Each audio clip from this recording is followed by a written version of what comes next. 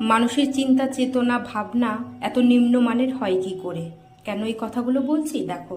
এই যে একটা ডিম, সকালবেলায় প্রতিদিনের মতোই ডিম সেদ্ধ দিয়েছিলাম, এগুলো দেশি মুরগির ডিম। বুঝতে পারছো কিছু? পুরো বাচ্চা হয়ে গেছে ভেতরে, এই যে লোম, কালো কালোগুলো লোম।